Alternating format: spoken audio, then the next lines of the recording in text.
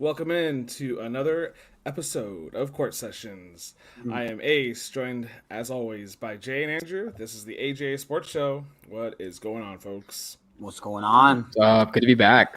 We are at AJ Sports Show on the Twitter and the Instagram. Hopefully, you follow us there, and if you don't, give us a follow. Right down below. Right on the ticker. Está Akeo on the floro of the screeno. All right.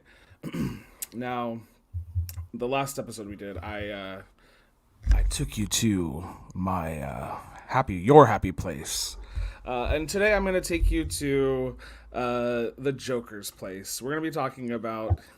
Start off the show. We're going to talk about Nikola Jokic and how he is the MVP of the league.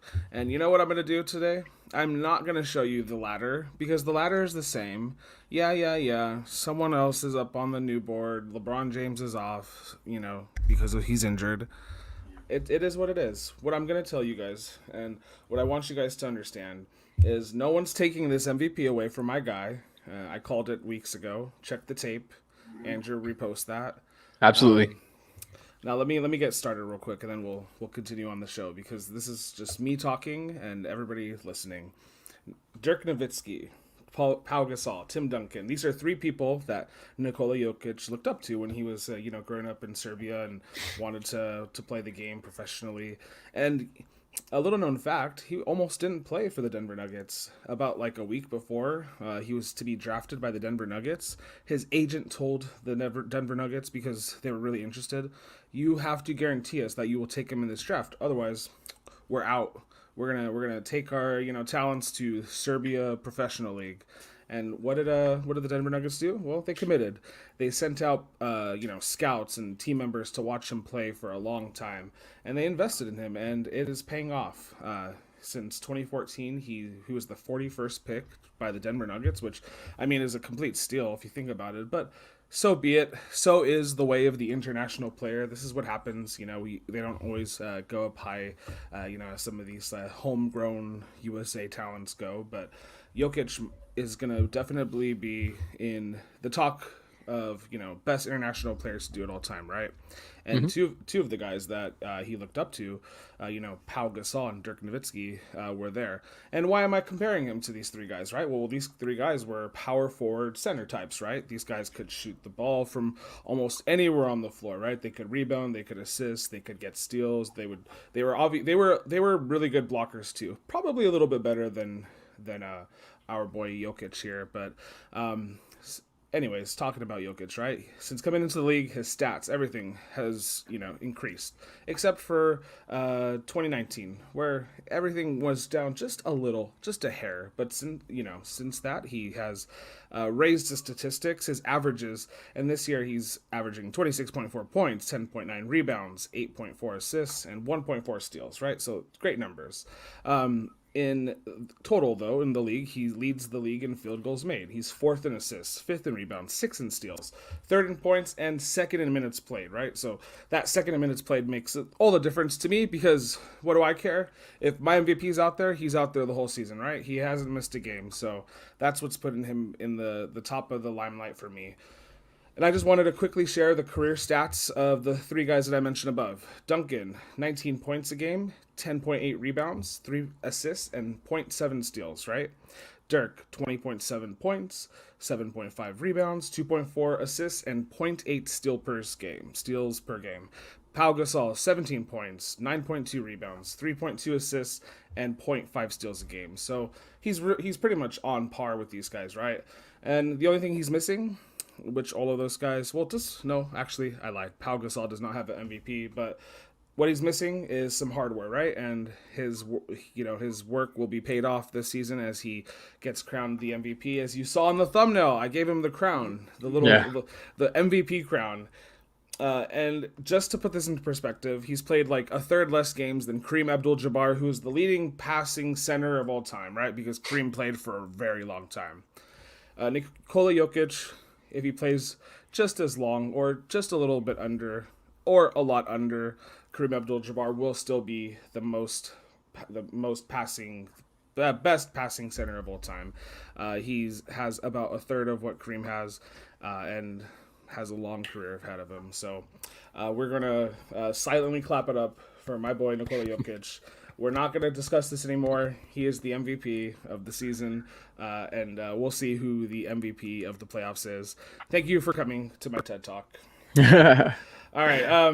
There won't be any challenges here, but I do want to say a couple things about Jokic that I found pretty impressive. By the way, hi, Lord Lizzie. Hello, Elizabeth. Glad you were here. Okay, so I just I'm not going to show the key ladder. I'm done, right? That's okay. Yeah. I feel like it's disrespectful to Jokic. But what's your stat, Andrew? Give it to me. So you mentioned that what he lacked was kind of like his ability to block as a big man. He's not like the most rim protected like rim protector type center out there because he doesn't really have that high of a vertical for being such a tall guy. But I saw I saw a stat that was kind of interesting. He has the most turnovers forced in the NBA. So he's affecting plays in the passing lanes and in through the paint. And with ball denial, he's forced over 175 turnovers, I believe, this year, and that's the highest rate in the NBA. So he's still getting it done on the defensive end. And without Jamal Murray, he's been even better. They went 10-2, right from the jump. I'm not sure what their record is right now because they played a few games since that 10-2 run, but he's been unbelievable and deservedly so. Is the MVP, and playing that many minutes and is really, really hard on your body. So, you called it. Yeah. He leads the league in player efficiency rating, in estimated wins added, and the Nuggets are 44-22 right now, which is 4 games behind the Jazz. I know Jokic is the guy, but is Luka not really close second? Luka's been unbelievable, and he's up to the 5 seed now. He's still games back, or I think maybe they're the 5 right now. The Lakers are the 6. The Nuggets are 6 games better than the 6 games better. Yeah. Okay. And not 4. And the Mavericks have played a little bit better, as the season has gone on. Right. But yeah, they were around 500 for a little while there too, and kind of climbed out of that, won some games. Well, their team, their supporting cast for Luka is, pretty severely worse than Jokic's, I would say. They still have Porter right now, the Nuggets that is, and Gordon, and they did lose Jamal Murray obviously, and they did lose Monte Morris, which is a big loss. Is he coming back this season? Do y'all know? No, I don't think so. I haven't heard anything just yet. I actually haven't seen his name mentioned throughout. I'll take a look at that to see. I was just curious. I'm just kind of talking out loud, but I don't know. I think I definitely it's Jokic. Jokic has been unbelievable. This is this is not even a contest, but not that it's not a contest. I think Luka's kind of close, bro. To be honest, and I'm not saying that Luka can overtake it. There's only 4 to 5 games left for most teams, but Luka has been really good. He's been unbelievable. He even had a bad game the other day against the Nets, and they still won. Are you talking about Luka? Mm-hmm. Oh, so you just made your point that why he's not MVP because he had a bad game and they still won. So no, because he was the one who still won the game for him. He still iced it on the stretch. No shot. Luka this year has averaged 28 points and 8 assists and 8 rebounds, which is 28, 8, and 9. Which is good. To Andrew, you made a point, right? How he has been involved in the most turnovers. It's because this guy's 7 foot, 280 pounds. He plays from free throw line to free throw line, right? He doesn't always necessarily back down, even though he has the size, and so he's always running down the court and always kind of meeting the ball as it goes, and obviously, since the ball runs through him, always making his other teammates better. I'd even argue to say, Jay, that Michael Porter Jr. is blossoming right now because he plays alongside Jokic, and Michael Porter's it's not his first year in the league either. So I don't know his stats, but I would assume that they're better because this guy's having a statistically better season, but also because even now the last 12 games being relied upon to run the team essentially without no excuse of anybody else facilitating. He's done the job. But Luka's probably had a couple more highlights this season that I think, like when I look back at the 72 game season, I'm gonna probably remember Luka a little bit better because Luka has like some flashier moments. But yeah, I mean, you can put your vote in for Luka. You wouldn't. I mean. Yeah, I mean, his starting lineup is like Dorian Finney-Smith, Tim Hardaway Jr., like Maxi Kleber. Like when you get past Kristaps Porzingis, you are reaching to try to get some guys here. So I mean, I mean it's Jokic. I'm not saying it's not, but I think it's pretty darn close. Like I think it's pretty close. I could see Luka getting some. He's not really talked about like in the big three of like who's up for consideration really. Which is kind of interesting too, because you bring him up as as the sneaky MVP right behind Nikola Jokic, but everyone really just talks about Jokic, Embiid, and Giannis.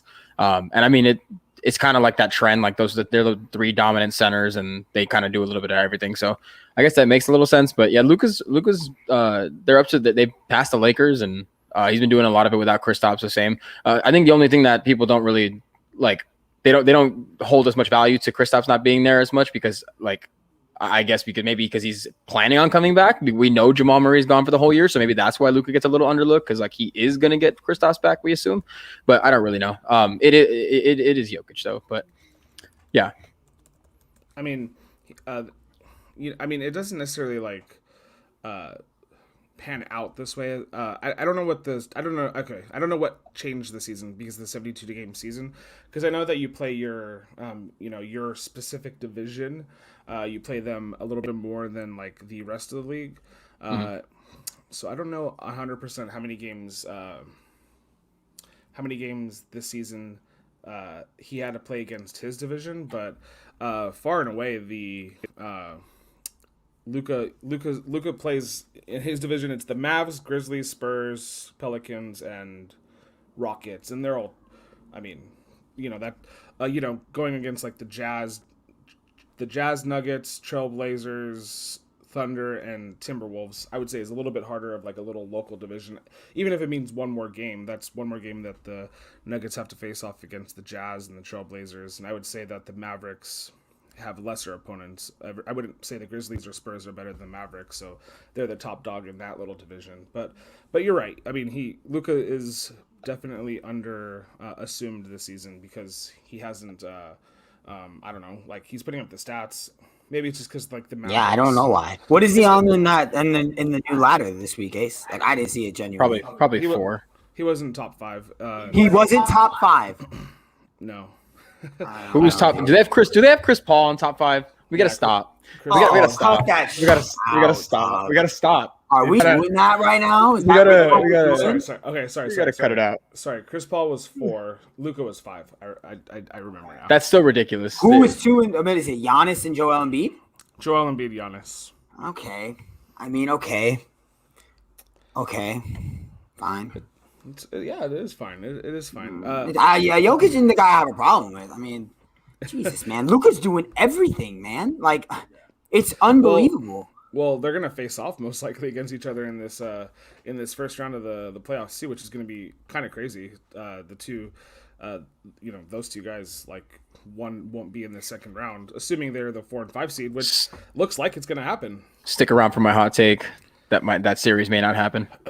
Oh, all right. Well, we have some hot takes at the end of the show. This was my pedestal that I'm now off of, and Jay's just having a mind F over there trying to figure out why I spent the first 10 minutes of the show talking about myself and my choice and my MVP. But we're gonna do a couple of little games today. We're gonna start off with Andrew's first. So I have a couple, and then Andrew wanted to test us here to see who we would start, bench, or cut. And his 3 guys are Luka, Kyrie, and Dame. Notice how I didn't have to even say their last names because y'all should know their last names. Yeah. Does anybody want to go first, or do you want me to go first? I don't mind going first. I mean, I don't know if mine's gonna be the most controversial, but I don't think it is. I mean, I'm just not like I'll say this first. Like, I'm not a big Kyrie fan. And I don't know why. I also have this like thing where I just don't acknowledge Damian Lillard as the player that most other people do. I don't know why. I don't mean any like anything by it. Like, he's not a bad player. Like, he's a superstar, but like I don't see one sometimes. Is when he a I'm watching. superstar? Is he? Because I don't know. I don't know. For like 95% of the planet, he is. But you're part of that 5% that doesn't think Damian Lillard is a superstar sometimes. Okay, so I would so it's Luka Doncic, Damian Lillard, and Kyrie Irving. So I'm not a big Kyrie fan, but I would at least have Kyrie on my team. So I would start Luka, bench Kyrie, and I would cut Dame. And for me, it's more of an efficiency thing. Like Dame is obviously more efficient, is a little more efficient than Luka is right now, not by a big margin. Luka is technically the least efficient, but Kyrie is the most efficient out of those three. But Luka just kind of does things that nobody else does. He plays the game at a different speed, and he controls the entire tempo of the game, unlike Kyrie and Dame can. They can do it for spurts, but I think Luka, when he's on the floor, is always in control of the game for the most part. So that's why Luka would be absolutely one. He would start for my team, and Kyrie would just be that closer off the bench. And obviously, I just feel, and I'm not a big Kyrie fan. You could ask Jay. Like I talk a lot of smack about Kyrie, and it's mostly just about his like availability and the kind of like antics he gets into, which are all fine, but I feel like just sometimes they're just unnecessary things. But for me, I don't know what it is with Dame. I would probably cut Dame. Johnny actually brought up a good point the other day as to why maybe I should have Dame. So I'm pretty sure he's gonna share it right now. So maybe I'm wrong. I could be wrong. A lot of good points. So what was that? What was the point I brought up? You were saying that like because of the amount of the amount of shots that Damian Lillard takes from the 3-point line makes up for the lack of efficiency that I'm saying, because for his career he averages like 44% from the field. But for his career, he's also averaging 37% from the 3-point line, and like 35% you'd say is average in the NBA. 34 to 35 is probably average. So for his entirety of his career, he's been averaging over 37 at least. And when we did the math a little bit, like about 40, I think it was like 8 out of his 18 shots that he averages per game. So he averages 18 shots taken per game. 40%. Yeah. So 40% of his shots come from 3. And if he's that efficient, is he really inefficient if that's the volume that he's working at? And in some sense, he's not. In another sense, like you could make the case that he could be, but it's just an interesting way that you brought it up, made me think about it. So I don't know. I would go Luke just to we all know. I'd go Luka, Kyrie, Dame, just so we all remember. Yeah, I think that makes a ton of sense. Damian Lillard's shot volume from 3-point is much higher than Kyrie's. So, his effective field goal percentage is going to be a little lower. But he shoots this year he's shooting 40% from the 3-point line, which is unbelievable. Ace, I'll let you go. Who do you think? Who you got on that little tier, that little trio? So I would be okay with having any of these guys on my team. I guess the way I would have to look at it is who would be the worst or who fits most on a bench role. And I'm going to say, even though like he's not none of these guys are bench players, I'll say like Dame could be on my bench just because, I can bring him in right away, like, after like a few minutes, and then just have him jack up all the threes on the other team's backups. And then if I have to decide between Luka and Kyrie, I'd start Luka and then cut Kyrie. Yeah, I think starting Luka's the easiest one. That's how I'd have it. I'd start Luka, bench Dame, and then cut Kyrie. And I will say, like, this would have been a lot easier like a year ago. Like Kyrie Irving has been playing real defense this year. It's been kind of astonishing to watch. Like, I remember back, there used to be times where you get him in the post, and I mean, obviously he's smaller. You just manhandle him. He's holding his own now. Yesterday against Luka, he did a really good job. Luka took him down there a few times. And Kyrie is really good with his hands. I don't know how he's so good with his hands. He's able to slap the ball away and get him out of the paint and force him out a little bit. So that way he's not at such a disadvantage out on the perimeter. His hands have been really good, really solid. He's averaging a good amount of steals this year too. So I think cutting Kyrie is hard, but Damian Lillard is a big shot maker, big shot taker. I know Kyrie is too. Don't get me wrong. He has the shot in that game 6. Was it game 6 or game 7? He hit that. It was game 7. Yeah, it was game 7. Yeah. But I mean, I don't know. How many years did they play together? LeBron and Kyrie, like 3? 4? Yeah. 3 or 4? They got 1, right? Yeah, 4. I think he went back 2015. Yeah, I think if Damian Lillard played 4 seasons with LeBron, he'd have 2. You probably have to. I'd also put this into perspective too. This is Damian Lillard's 9th season in the NBA, so I'd also just look at it that way too. Like if he's coming off of my bench, it's because like I'm also taking his his age into consideration, which he doesn't obviously show like super signs of wear and tear. Although he didn't miss a game for like the first couple of seasons he played, and he does miss some games here and there now. But I would take that into consideration too. Play the young guy Luka, who I'd prefer over Kyrie, because Kyrie has some baggage off the court that I don't necessarily like. I'm 100% with. Although I'll mention this later, and this is a part of our last segment, but Luka is a little bit of a pouts a little bit sometimes. So, and I know it's because, You gotta play the game, baby. You gotta play the refs. Yeah, I know, yeah, and I know, like, I know that's a part of the game, and then I just expect in a few years when he's like maybe he has won a title, to get the LeBron James Service Award, where everybody talks crap about LeBron because LeBron works the refs and all that whole shtick that everybody likes to bring up every time LeBron gets fouled. But mind you, we'll talk about that later, and we'll also talk about fouls later because I got a little bit of a question about that too. But yeah, so I guess Andrew was the only different one here. You'd bench Kyrie and cut Damian Lillard. It's tough, yeah, but I think that's the way I'd go. But that's probably they do those all the time on Twitter. I see them all the time, like where you start one, bench one, cut one, or like you rank like a certain 4. This is the one where I'm not 100% on. I have no clue, but yeah, I especially because of my feelings of Kyrie. But anyway. Well, let's do that. Let's do another one next week too. We'll add this into our repertoire of court sessions. Sound good? Absolutely. Right, so I'm gonna drop a little beat here. We're gonna do a buy, sell, or hold segment, and I'm gonna get your guys' opinions here and see what you guys think. So buy, sell, or hold. Obviously, you guys should be able to figure out how to play this game. If I gotta explain it to you guys at home, am I supposed to do it with my hands? I'm just kidding. If I explain it to you like guys, a manual or something. Okay, so all right, I heard this in a tweet today, and I wanted to bring this up because someone ranked 5 point guards today in the NBA, and Russell Westbrook wasn't on that. So they ranked Steph, Luka, Dame, Kyrie, and Trae Young, and then Chris Paul was 6. So Russell wasn't even in the top 5. So I pulled up a stat, and it's the only way I could justify it is Russell Westbrook isn't anywhere close in the efficiency rating for a player. So buy, sell, or hold. What do you guys think? Is it too early in the season to not say he's a top 5 guy, or is he going to change people's minds in the next few games here? No, I don't think he's a top 5 point guard. We kind of talked about it a second before we hopped on.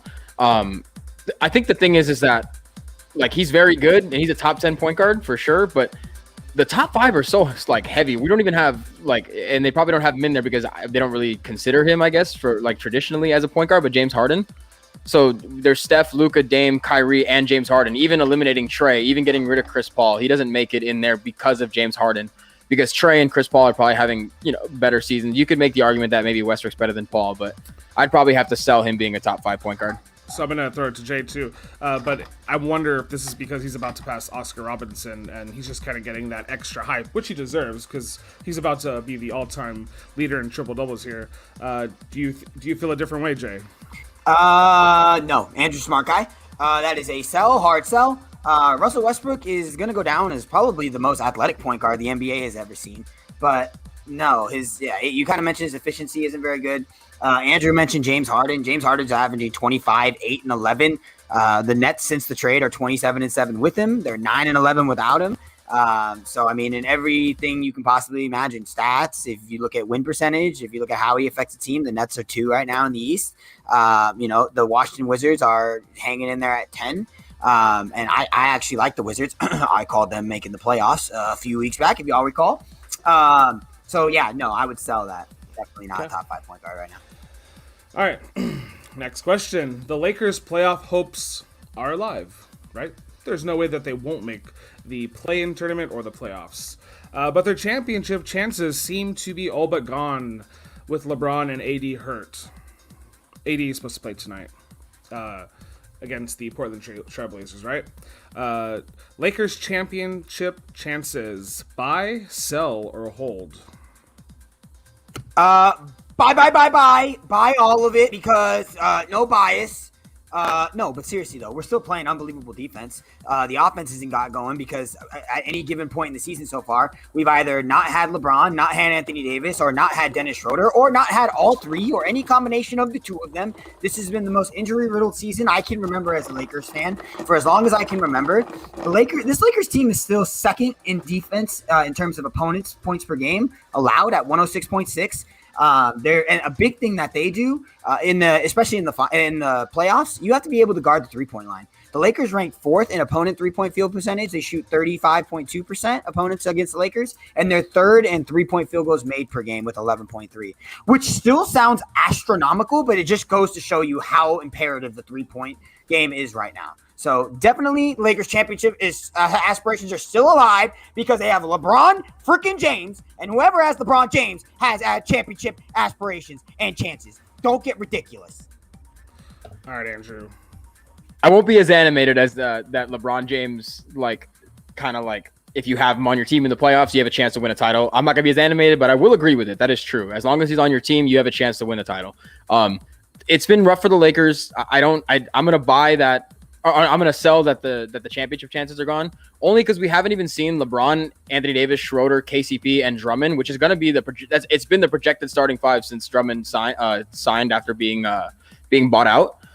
That was supposed to be the five we saw. We haven't even seen it yet because when LeBron was supposed to come back, Dennis Schroeder got placed on the 10 to 14 day quarantine list. So I'm gonna sell that their championship chances are gone. As long as they get him back, I would imagine that there's some semblance of like competitiveness that we're going to be able to uphold, and we'll make some sort of run. I don't imagine them being out in the first round by any means, not even the second round.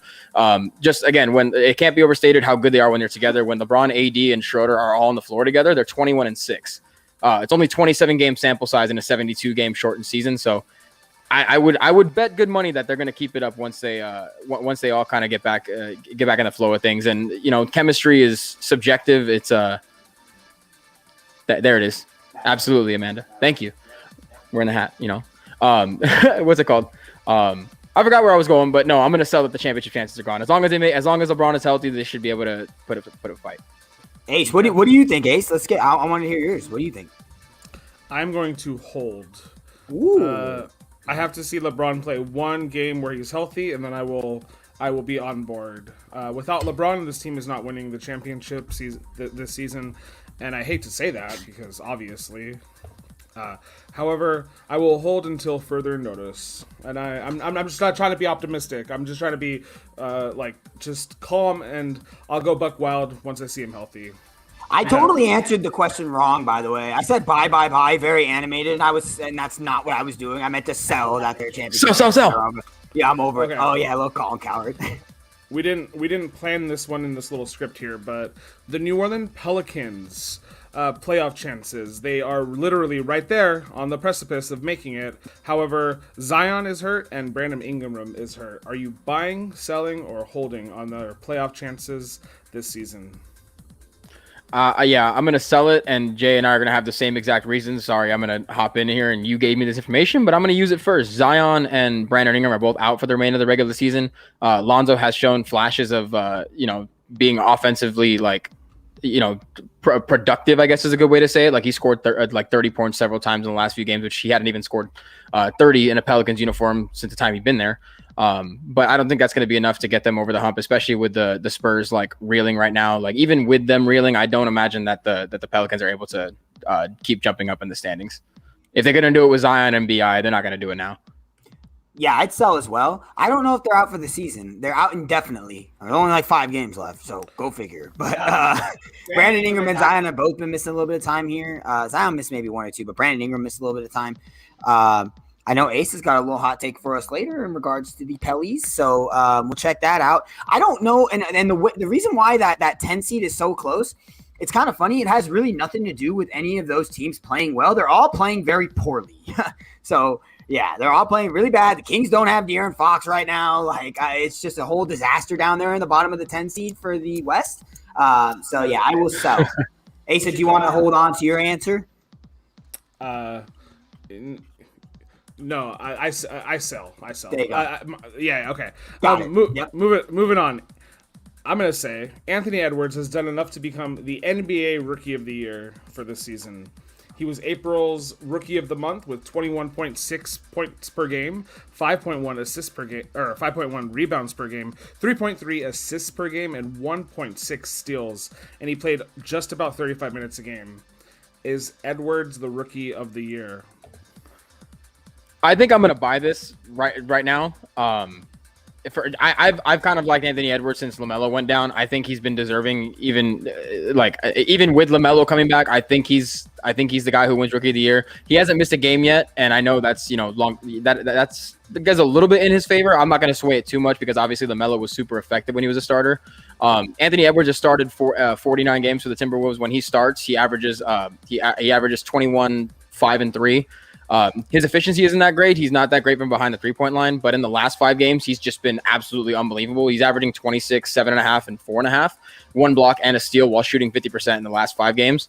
Timberwolves have been a little bit better in that stretch of time. A little bit has to do with D'Angelo Russell and Cat also being on the court. They haven't won a lot of games, obviously, so that's going to be a little bit of a factor. LaMelo's going to be in the playoffs, but I still think he did enough, especially with D'Lo being out for as long as he did, to be the Rookie of the Year. So I'll buy that. Yeah, I know. I'm going to sell it. I still think it's LaMelo. I'm going to ride this LaMelo train to the ground, baby. Anthony Edwards, Andrew mentioned his stats, but he started 49 games this year compared to LaMelo Ball's 25. So in those 49, Andrew mentioned 21, 5, and 3. He's shooting 42% from the field and 33% from the 3-point line. So the 3-point percentage is a little low based on league average. So is the field goal percentage. Not anything too crazy, especially when you look at a rookie. It's just when you compare him to LaMelo Ball, who's averaging 18.5 points per game, 6.3 assists and 5.8 rebounds, and he's shooting 45% from the field and 41% from the 3-point line. You start to see some factors there. Anthony Edwards is a scorer in this league, man. I mean, this dude's going to average 25 points a game. No doubt. He's got the athleticism. He's got the shot creating ability. He's able to hit it from all 3 levels. And we're not going to sit here and try and pretend like Minnesota's team is anywhere near Charlotte's. Like, Charlotte's team is much better. But when LaMelo Ball starting for Charlotte, they're 13 and 12, and with Anthony Edwards starting for the Timberwolves, they're 16 and 33. Now, again, we're not going to put a huge amount of stock into that, right? But when you're trying to, give out these awards, you have to look at all the factors, and that's a factor. So, I would sell that. I still think it's LaMelo Ball personally. What do you think, guys? I buy that it's Anthony Edwards. Rookies don't necessarily dictate your record because usually they don't come on the court and act as leaders right away. What might hold Anthony Edwards back in the future is his little bit of immaturity, maybe taking that next step to be MVP quality type player. But let's be honest, right? LaMelo plays in the East where competition is a lot more mild, right? So he has potential less competition going, having to go against every night, and whereas Anthony Edwards, plays for a rock bottom team in the West. However, he is technically going up against some better competition. Both these teams are, have poor records, both below 500. Obviously, you guys both made good points about, their teams and whatnot. But yeah, Anthony Edwards, just because I value games played and writing out this rookie season as a part of my decision too. So he's been there, and LaMelo Ball obviously can't dictate that he can't change the fact that he broke his wrist or whatever. But it is Last thing I'll say, Anthony Edwards was the first rookie in NBA history the other night to score 40 or more points, hit 8 or more threes, and shoot 75% from the field. The only player to do that and also have more than 2 40-point games as a teenager in NBA history was LeBron James, and he won Rookie of the Year that year. So that's why that's why I'm buying the Anthony Edwards hype. Yeah, I just don't think you could be that far down in the standings, man. Like, I guess maybe when you're looking at Rookie of the Year, it's not like MVP where that's like a real big factor. But when you look at the West versus the East, bro, like most years I'd agree with you. This year it's pretty similar. The bottom 4 teams are absolute garbage. The middle's all right. the top end is pretty good. And I mean, it's the win percentage. If you go 1 through 10 are pretty dang similar. And then the bottom 6 is win percentage for both conferences is pretty damn similar. So I don't know. I just think Melo does a little bit of everything. Anthony Edwards, he does a lot too. But the way that LaMelo is able to affect the entire floor, I mean, when you see Karl Anthony Towns and D'Angelo Russell on there, like you can tell that they're better than Anthony Edwards, who's a rookie, so makes all the sense in the world. But I think LaMelo just has more of an impact on the game in total. Gotcha. Okay. So last one here. James Harden wants to play some regular season basketball before the playoffs. There's a few more games left. Is this a good idea? So, good idea. I sell it. No. Dog, listen, you've proven everything in the regular season you ever needed to prove, right? You're going out there with Kevin Durant and Kyrie Irving, okay? They're the only team that should scare you coming out of that play-in tournament. Maybe the Heat, but, I mean, you should probably beat the Heat. And, I mean, what, the Wizards? Like, no, dog. Like, save yourself for the playoffs. You've been cheeky during the playoffs. You even, in that one series versus Golden State, when they were double-teaming you at half court on every possession, they talked about how you were tired. Like, bro, it's over. Like, you won your MVPs. You got your points. Like, it's the postseason now. Time to do some big boy stuff if you want to be thought of in, like, that upper echelon that he knows that he wants to be. What do you think, Andrew? Yeah, I'll make it quick. I completely agree with Jay. So he doesn't need to play regular season basketball. He's got your MVPs, you got your scoring titles. I mean, not that he'd even get any of those this year, but just come back for the playoffs. You guys need a healthy team. And they're going to be together for a couple of years. They're all under contract. They're not going to go anywhere. They're not going to unless they have like a falling out somehow. So they'll be here for a couple of years. If they fall short this year, I don't think anybody's really going to fault them. I think we mentioned that in a previous show, but just be ready for the playoffs. That's it. You don't need to come back for regular. You have 6 games left. Just chill. No, Asa will fault him. Asa will get on them mother lovers. You tell him, Ace. You tell him it's win the championship this year or get lost. Oh yeah, if mind you, this wasn't the first year that this team was supposed to be put together. They were put together for 2 years now. That they were sitting out and injured, and Kevin Durant, tore his ACL or shit. No. The expectations were there a couple of years ago. They're still here today. If you don't win, I would say it's a failed experiment. So, do I care if he plays another regular season game? I don't care. I don't think they're gonna make it out of the East anyway. So I don't think it's a good idea because I think you should bench him until you get to the second round, make sure he's good, and then go from there. If you can't beat the 8th seed or the 7th seed in the East, then you shouldn't even be in consideration to be NBA champions. And that's yeah. So and that's they're 9-11. They're 9-11 without him, bro. Like they might need him in that first round. Like I mean, not imperative or anything, but you're gonna at least get 4 games. Like I mean, if you sweep them, you're gonna get 4 games. You tell me in 4 games you guys can't figure it out. Look at the Lakers. We haven't had our starting lineup together for a single game. A single game that's going to be the starting lineup in the playoffs. Have not played a minute together. Right. Well, I mean, I would hope that they could beat the Wizards, Pacers, Hornets, or Heat if they had to. The Heat, bro. I don't know. Well, who knows? The Heat. We talked about. We talked about the Heat last week a little bit, and we talked about the reason why they gave us a little bit of scare outside of Milwaukee and Philly were similar reasons why Milwaukee and Philly give Brooklyn scare because they just cannot defend, and the Heat can defend. That's the thing. That's why it gives us pause, and that's why that's the only team. But yeah, no, he just needs to sit out. Just that shouldn't even be a question. He should not bring it up again. And if Steve Nash plays him, then that just doesn't make any sense. Well, yeah, the Heat are the 7th seed right now, so we'll see if that's how they end. But they have to face Boston a couple of times. They have to face the Sixers. They have to face the Bucks, and I think they finished the season with Detroit or something. So Miami has a chance to potentially not even be the 7th seed in terms of how this seeding falls out. Little 2-4. So we'll see how that plays. Okay, so that was our buy, sell, or hold segment. We've played a couple of games so far today. You guys feeling okay? You guys nice and stretched out for this part of the show? Feeling good, baby. Yeah. Okay, so I call this the pass or shoot. So it's pass or shoot. If you think this is a news segment that is newsworthy, then you'll shoot, right? You'll take your shot and tell me why. If you don't think this is news, potentially fake news, pass it away. So, okay, here we go. Luka calling himself a complainer. He's had 15 technical fouls this season, although it was 16.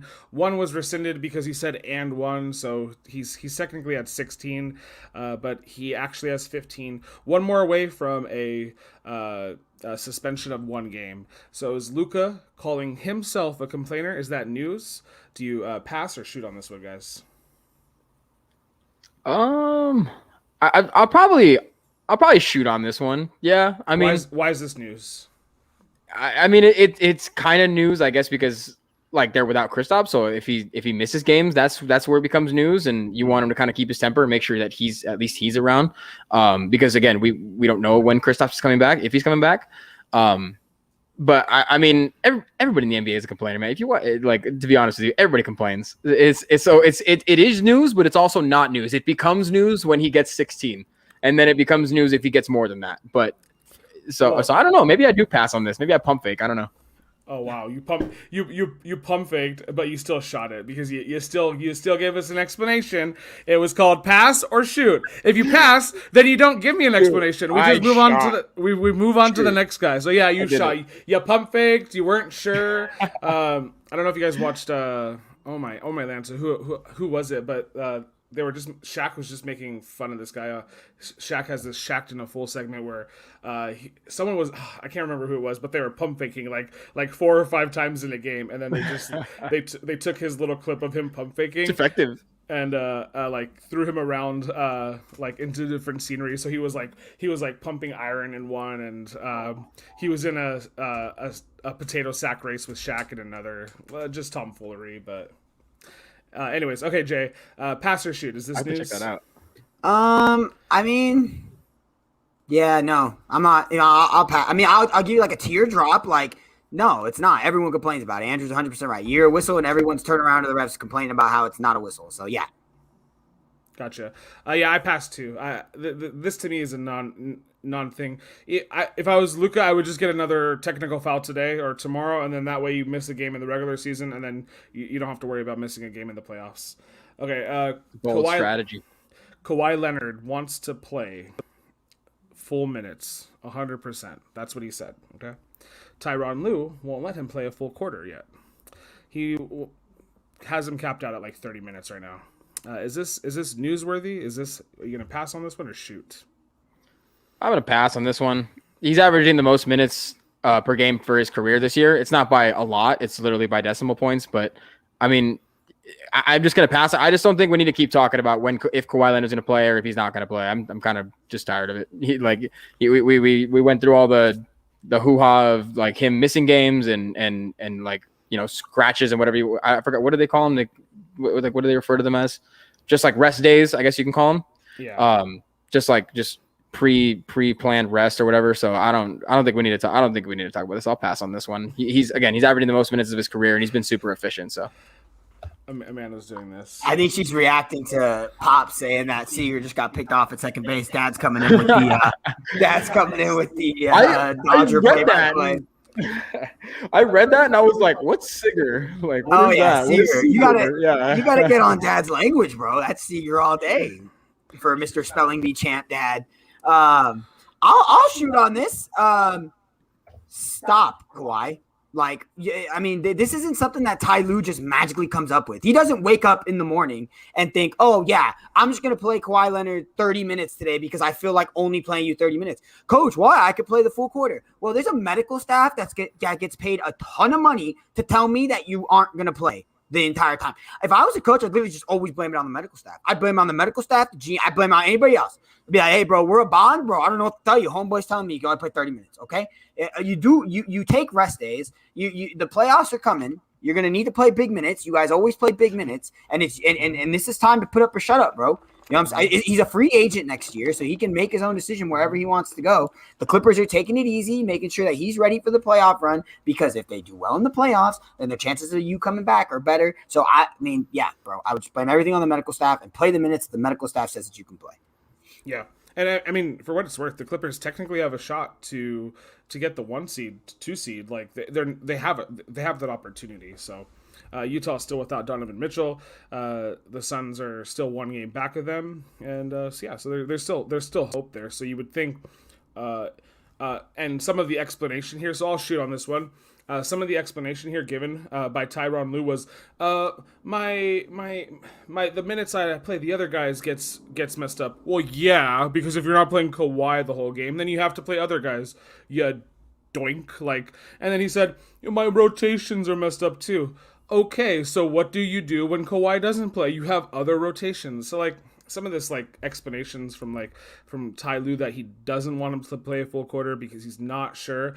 Well, you listen to your player. If your player says, I could play a whole game, don't like baby around me, and if we are in a close game, I'm pretty sure Kawhi wants to win that game, right? So Kawhi's a gamer, even though he's a little B for going around to different teams and trying to win it all, but still, like, he's the I don't know, what is he, the anti-Kobe? 20 years in Los Angeles, baby, 5 rings.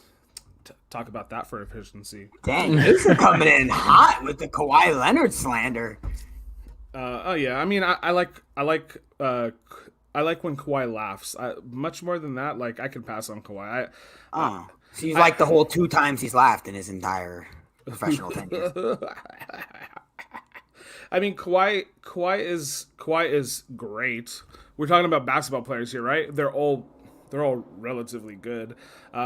It's just the way that I either respect a player or don't respect a player, and the way that I kind of look at the game nowadays is the way I look at it now is the way I looked at it 10 years ago. 10 years ago, I was brought up on Tim Duncan, Kobe Bryant, Dirk Nowitzki, Pau Gasol, guys that I said earlier on in the show, right? These guys like had so much pride. They played for their teams. Pau Gasol became a Laker because he was traded, not because he wanted to go be a Laker. He was traded to the Lakers, right? So I would cherish your team more than I cherish the team aspect and respect the player more than I do if they hop around. And maybe Kawhi hasn't found the perfect spot, right? But you're the number 1 free agent a couple years and a couple times already. Pick a damn place. Find out your perfect home, right? I mean, that's the way that I would perceive it. And he went to Toronto, and Toronto was like in love with him, right? And it seemed like it was going to be, a match made in heaven. And then he comes here to Los Angeles because everybody has to build their brand. Beverly Hills, North Hills, yeah. We're so cool here in LA, but like Dirk Nowitzki will still be a better player at the end of his career than Kawhi, because Dirk Nowitzki was a gamer, MVP, won titles, played for his Dallas Mavericks, and did it in a way that I didn't have to like second guess like if he's in this game or not. I know we went on a little tangent there, but yeah, no, it's okay. Love you on that, buddy. We're gonna have to get into that one day because I am all about player mobility, bro. Go do whatever you want. I don't give a rip. Kawhi is good with me, dog. Hi, Allison. Okay, so all right, last little one here, and then we're gonna end our show with some bold predictions. But here we go. This one's a little interesting. George W. Bush, the 43rd president of the United States, has just authored a book called Out of Many, One. So one out of many. It is about like 43 different immigrants, from what I understand, and he drew a portrait of each of them, got to know them a little bit better, and he wrote about them in this book. He talked about Dirk Nowitzki. Man, Dirk's all in this show today, like throwback, flashback Friday with all this Dirk Nowitzki talk here. But okay, anyways, Dirk Nowitzki, is that is this pass or shoot? I will hard pass. Good for you, George. Andrew? I mean, I'll shoot only if I get to see what he said about Dirk Nowitzki. I don't really know, much about this book. Today was actually the first that I've heard about it when you first put it in this thing. So I was doing a little bit of it. So he drew them, like it's his portrait, like he drew them. Yeah. So he said in 2012, I guess you're shooting because you advanced the conversation with me, so you're shooting. Okay. Yeah. So he. I think 2012, he was like, he kind of mentioned in a little interview that he did with the TNT crew, but he was like, yeah, my life was like, I was just going through the motions and stuff. I wasn't really feeling like, I don't know, like fulfilled, I guess is the word to say. So he just started drawing and started painting and then eventually got to do people's portraits. While I talk here, let me see if I can pull it up. Cause it's a good portrait. Don't get me wrong, but, but I mean, to me, it was just kind of funny that you turn on ESPN or you go to TNT to watch some basketball, and then some of the stuff you see these big networks cover, you're just like, huh, okay, that's not really newsworthy. So that's kind of why I thought of this one. But give me 1 second to pull up the picture here. If Dirk is not on page 41 of that book, I riot. I'll probably never find out, but he should be on page 41. He's number 41. So all right, give me 1 second. We're pulling it up right here, and then you guys can look at the portrait that he did at Dirk. Not bad, right? Oh no, that's not bad at all. Okay, Cool. Better than I could do. Right. Okay, that's so actual last one, because I jumped the gun here a little bit. The Pelicans, right? So they are literally a game and a half back of making the 10th seed, but Zion is out indefinitely, right? Which we don't know what that means because there's only 5 or 6 games left. So maybe he comes back for the last couple. But the team is upset at the league and its officials because they think Zion Williamson wasn't officiated correctly as an NBA player. Is this news or is it not? Are you passing or shooting, guys? I'm gonna shoot. Mainly because it kind of comes with the territory. I was talking to Andrew about this before. If you're gonna play in the paint, you're gonna get hit more. Like that's the game of it. Like Shaquille O'Neal was absolutely mobbed. LeBron James gets absolutely swarmed on when he goes in the paint. When I first read this, the first thing I thought about was Giannis. Giannis gets full on smacked, grabbed. I mean, and he's so jacked up. You can see all of his stuff. Looks like a dang Spartan out there when he's done playing a playoff game after he's done driving in a rack. So, I mean, Zion shoots the 4th most free throws in the league in terms of free throws per game. The only people that are ahead of him are right now Embiid, who shoots 11.1, who has the most post-ups in the league. He posts up 27 times a game. They just throw him the ball in the post. So, yeah, he's going to have a lot. Giannis, like I just mentioned, has 9.7. Trae Young, shifty. Foul drawer, 8.8, and then Zion has 8.7. So, I mean, he's right there. Those are the 2 guys. I mean, I think of 2 of those 3 guys right off the bat when I think of most fouls and fouls that don't get called enough. And the fact that LeBron James doesn't get more fouls is ridiculous. And Andrew, if you bring up his free throw shooting, I swear on all that's holy, I will. I'm not gonna say nothing about LeBron's low average free throw shooting. I will not. It's not below average. It's average. It's average. He does everything else exceptional and elite. It's okay. His free throws are just average. To also double down on your stat, per 36 minutes, he is 2nd in the league in free throw attempts. So even a little bit higher per 36. Boom. Andrew, is this news or not?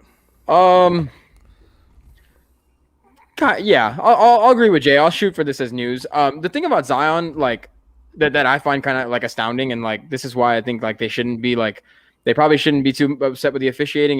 He scored 21 points a game, like on 20.8 technically, but we'll round up to 21 points a game in the paint this season.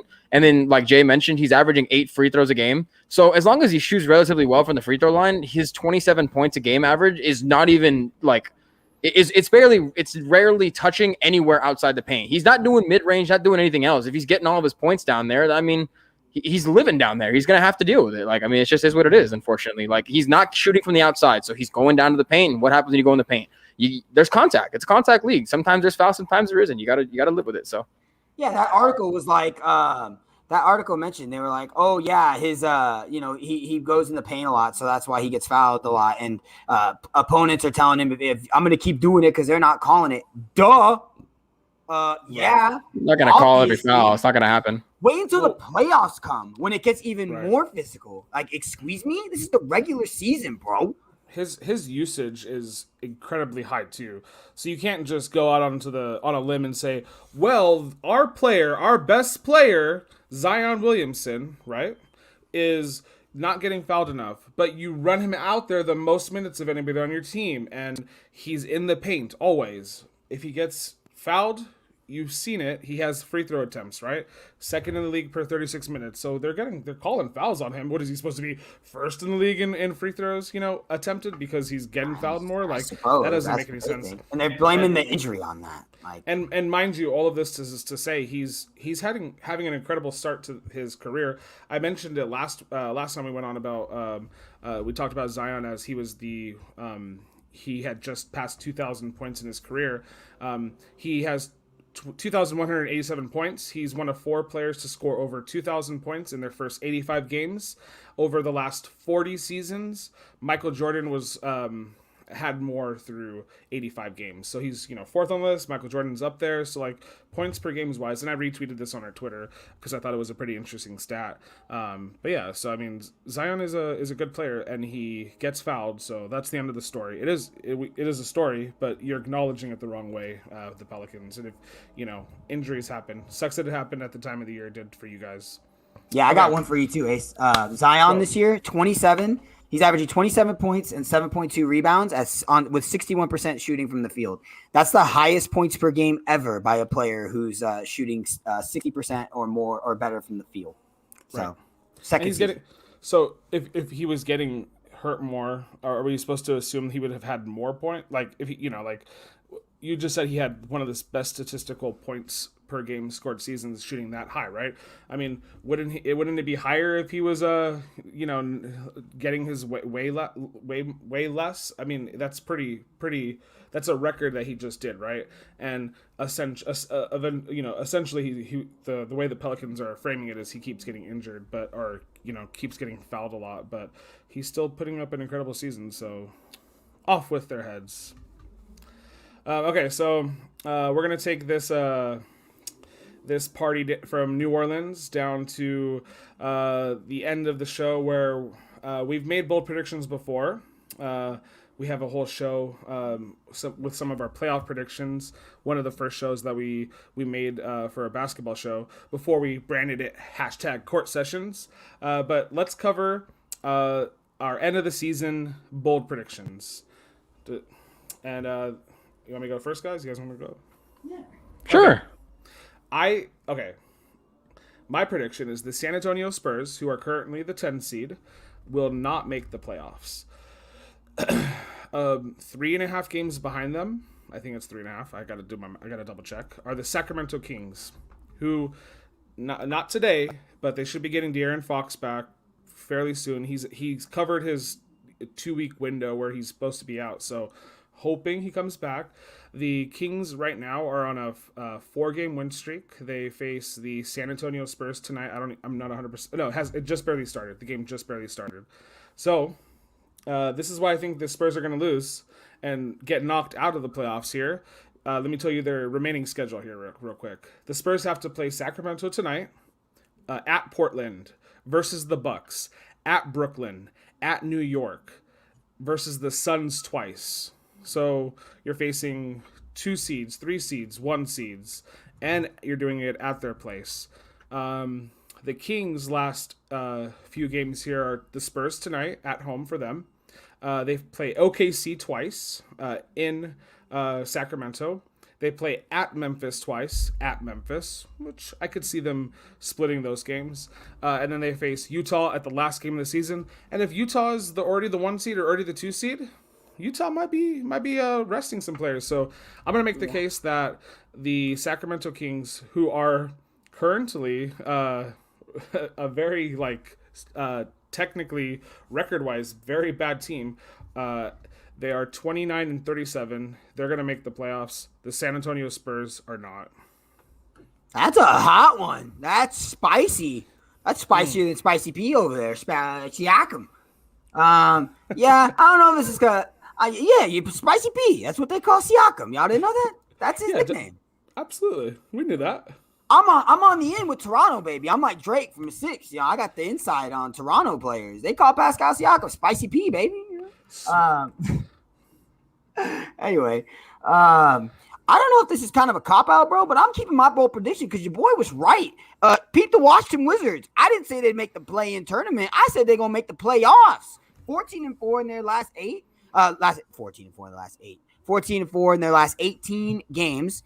No one wants to see them in the play-in. You got Russell Westbrook right now averaging 22, 11.5. Bradley Beal with 31.4, 31.4, 5, and 4.5. They could very well make it up to the 8 seed right now, bro. And Boston just lost to the Bulls, so coat them down a little bit there too.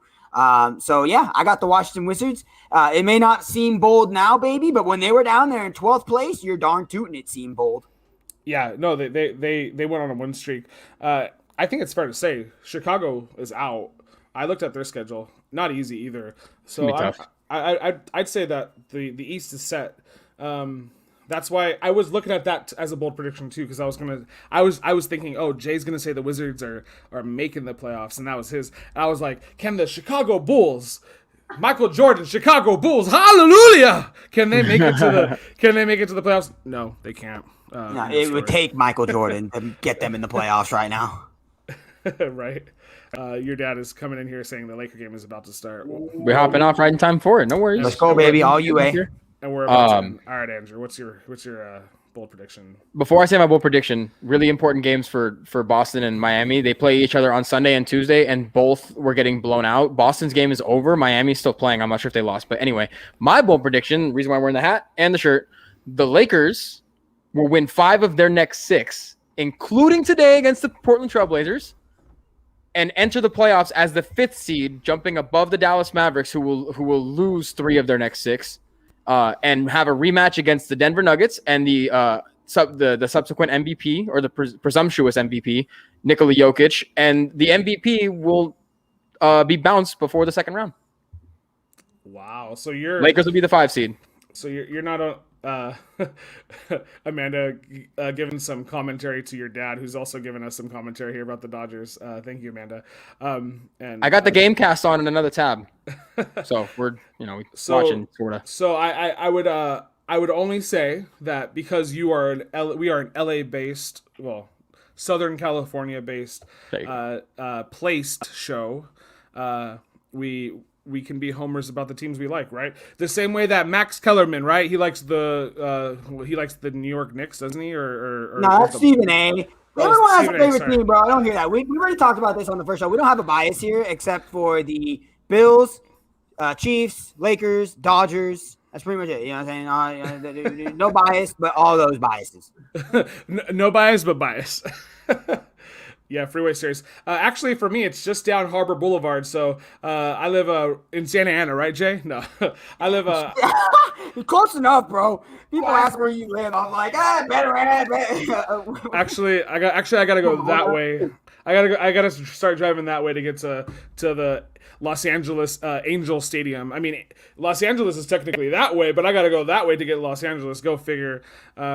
We'll the NBA season is gonna end, and then we'll have a lot of time to start talking about Major League Baseball. And we did talk about the Angels a lot this past baseball episode. Hashtag I'm sorry, Pujols. I think we cursed you or something. Seriously, the next day.